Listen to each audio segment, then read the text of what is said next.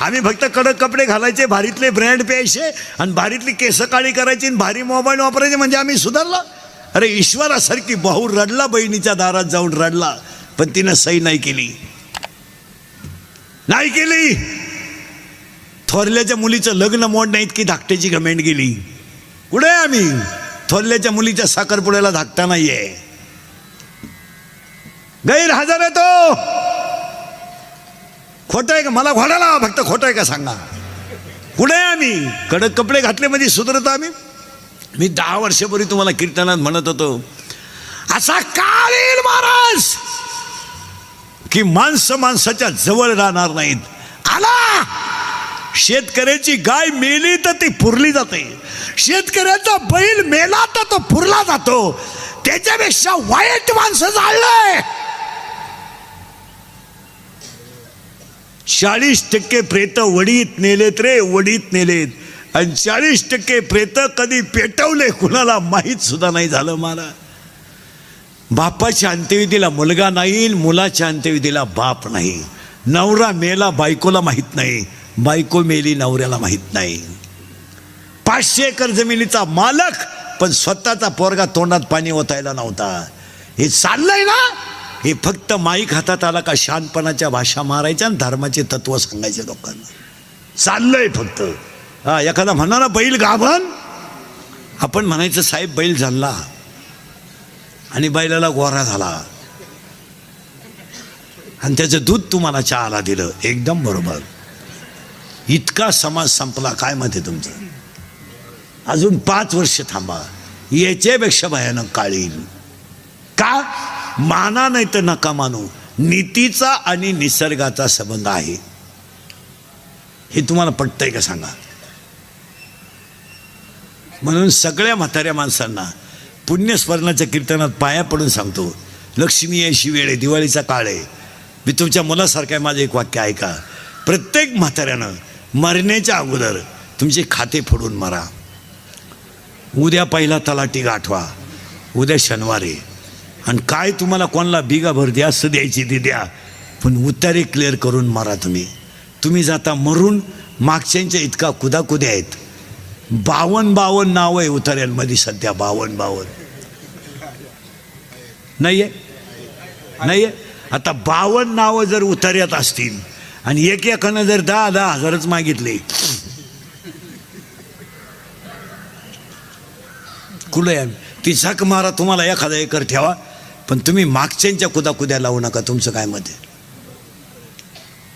तुम्हालाही 20 गुंठेच व्हा, एखाद्याला द्यायची 1 गुंठा कमी द्या, पण म्हातारे माणसं तेवढं काम करा. तुम्ही जाता उलथून. हां, तुम्ही मेलेच आम्हाला दुखणं नाही, तुम्ही मरायलाच पाहिजे, ही तर आमची इच्छाच. हां, मग तुम्ही राहता तरी कवर 92 आणि 93 इथं मागच्याला जागा होऊ द्या ना. तुम्ही मेल्याचं आम्हाला दुःख नाही आहे, पण तुम्ही गेले आमच्या कुदाकुद्या लाविता हे दुःख आहे.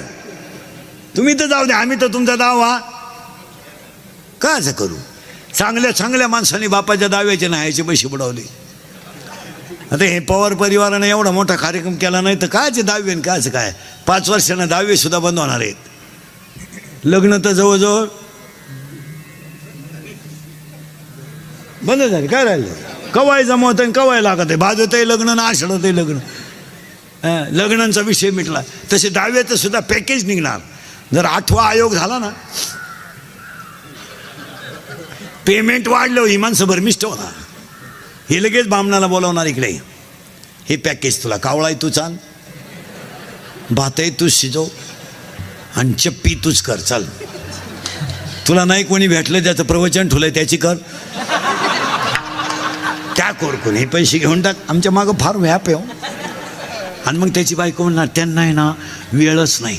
नेमकी वडिलांची दिसक्रिया आणि माझ्या बहिणीची डोळे जेवण संग चालू. आणि त्यांच्याकडं आमच्या पप्पांचं सगळं नियोजन. लग्न झाल्यापासून सासरवाडीचं सगळं तेच पाहतात. वाडा भूकंपात गेला ना. आणि नेमकी माझ्या बहिणीची बाळंतपणाची तारीख आहे तिची,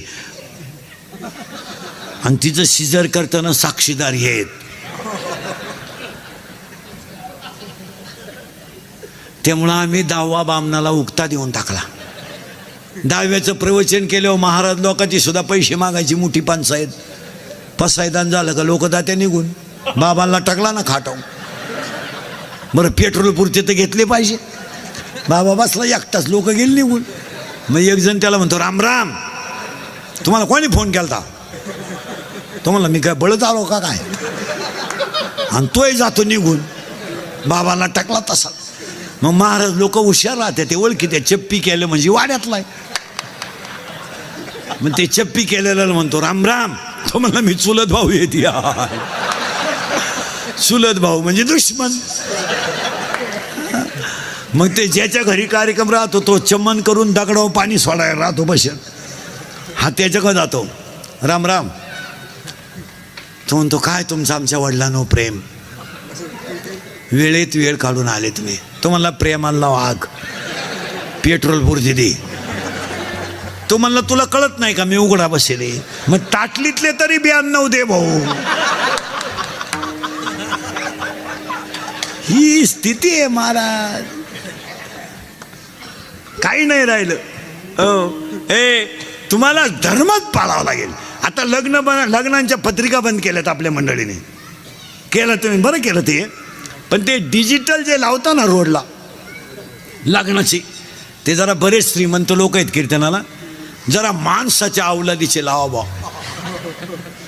का तो एकट्यानंच पराक्रम केला, बाकीचं गाव वांझुट आहे का काय? ती नवरीवर फाट्या बावलीची, ते कब्र बांड नवरदेव. अरे त्यांचे फोटो जरा नीट लावा.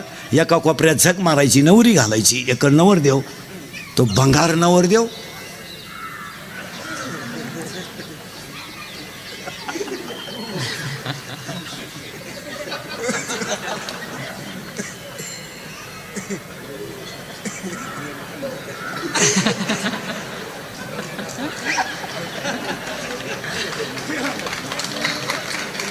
मग ती नवरी तिकडं झक मारायची, लांब उभी करायची ना त्याच्या पुढं.